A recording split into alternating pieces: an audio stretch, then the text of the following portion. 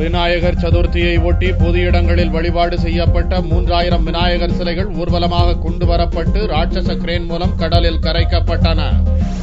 நாடு முழுவதும் விநாயகர் சதுர்த்தி விழா கடந்த 11ஆம் தேதி சிறப்பாக கொண்டாடப்பட்டது.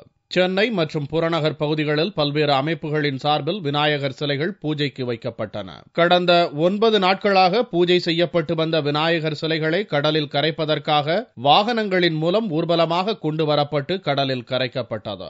இதற்காக பட்டினப்பாக்கம் கடற்கரை உட்பட சென்னையில் 4 இடங்கள் ஏற்பாடு செய்யப்பட்டு இருந்தது. ஊர்வலத்தின் போது அசம்பாவித சம்பவங்கள் ஏதும் நிகழாமல் தடுப்பதற்காக சென்னை மற்றும் புறநகர் பகுதிகளில் 14,000 போலீசார் பாதுகாப்பு பணியில் ஈடுபடுத்தப்பட்டனர். சென்னை பட்டினப்பாக்கம் கடற்கரையில் விநாயகர் சிலை கரைப்பதை பார்வையிட்ட தென் சென்னை காவல்துறை இணை ஆணையர் சக்திவேல், விநாயகர் சிலை ஊர்வலத்தின் போது அசம்பாவிதம் நடைபெறாமல் இருக்க கண்காணிப்பு பணிகள் தீவிரப்படுத்தப்பட்டுள்ளதாக தெரிவித்தார். இங்குதான் அதிகமான சிலைகள், சுமார் 2000 சிலைகள் எதிர்பார்க்கப்படுகிறது. சென்னை மாநகர் முழுவதும் அங்கங்கே தேவையான அனைத்து பாதுகாப்பு ஏற்பாடுகளும் செய்யப்பட்டுள்ளன. சிலைகளுக்கு பாதுகாப்பு, சிலை கொண்டு வருபவர்களுக்கு பாதுகாப்பு, வாகனங்களுக்கு பாதுகாப்பு, கரைக்கக்கூடிய இடங்களுக்கு பாதுகாப்பு என்று எல்லா இடத்திலும் பாதுகாப்பு ஏற்பாடுகள் முறையாக செய்யப்பட்டிருக்கிறது.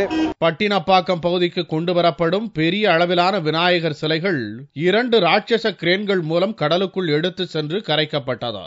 மேளதாளங்கள் முழங்க பக்தர்கள் ஆர்வத்துடன் விநாயகர் சிலையை கடலில் கரைப்பதற்காக ஊர்வலமாக கொண்டு வந்தனர். தொடர்ந்து 20 வருஷமா வச்சுட்டு இருக்கோம். ஏழைங்களுக்காக இது செய்யற ஃபங்க்ஷனு.